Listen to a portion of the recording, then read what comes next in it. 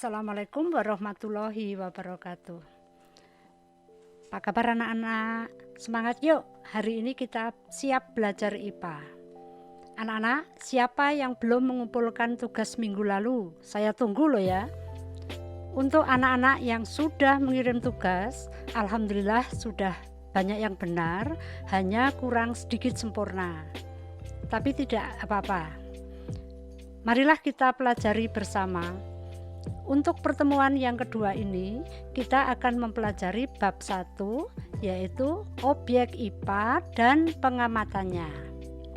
Anak-anak yang sudah mengerjakan tugas minggu yang lalu, tentu sudah membaca materi yang akan kita pelajari hari ini. Tujuan pembelajaran IPA hari ini, yaitu 1. Menjelaskan 3 keterampilan proses penyelidikan IPA, menjelaskan kegunaan mempelajari IPA, dan yang ketiga adalah menyebutkan objek yang dipelajari dalam IPA. Penyelidikan ilmiah IPA melibatkan sejumlah proses yang harus dikuasai. 1. Pengamatan. 2. Inferensi, dan yang ketiga mengomunikasikan. 1. Pengamatan atau observasi. Pengamatan atau observasi menggunakan panca indera, termasuk melakukan pengukuran dengan alat ukur yang sesuai. Pengamatan dilakukan untuk mengumpulkan data dan informasi. Yang kedua, membuat inferensi. Merumuskan penjelasan berdasarkan pengamatan. Penjelasan ini digunakan untuk menemukan pola-pola atau hubungan antar aspek yang diamati dan membuat perkiraan. Yang ketiga, mengomunikasikan, yaitu mengomunikasikan hasil penyelidikan baik lisan maupun tulisan. Hal yang dikomunikasikan termasuk data yang disajikan dalam bentuk tabel, grafik, bagan, dan gambar yang relevan. Selanjutnya, mengapa keterampilan proses IPA merupakan hal yang penting? Keterampilan melakukan pengamatan dan mencoba menemukan hubungan yang diamati secara sistematis sangatlah penting.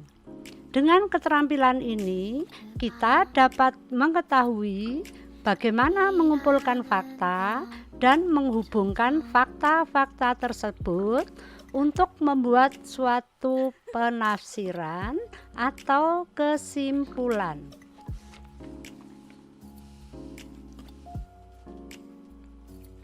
Selanjutnya, manfaat mempelajari IPA. 1. Memahami berbagai hal di sekitar kita. Misalnya, mengapa matahari bersinar. Yang kedua, menyelesaikan masalah. Misalnya, bagaimana mendapatkan air bersih dari air keruh. Yang ketiga, berpikir logis dan sistematis. Misalnya, jika datanya seperti ini, apa kesimpulannya? Dan yang terakhir, keempat, yaitu meningkatkan kualitas hidup. Misalnya, apakah bunga yang ditanam akan tumbuh? Itulah anak-anak manfaat kita mempelajari IPA. Selanjutnya, objek yang dipelajari dalam IPA.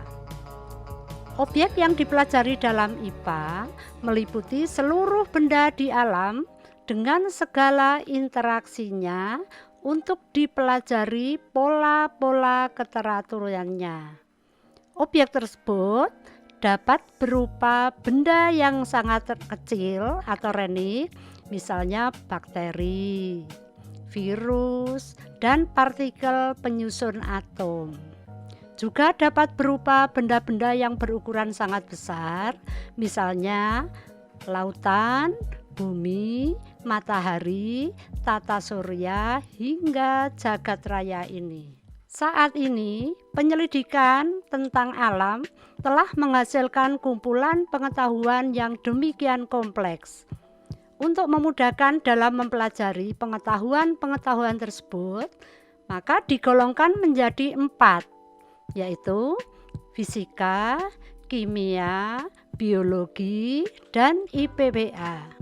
Yang pertama, fisika. Fisika mempelajari tentang aspek mendasar alam, misalnya energi, gaya, gerak, panas, cahaya, dan berbagai gejala alam fisik lainnya.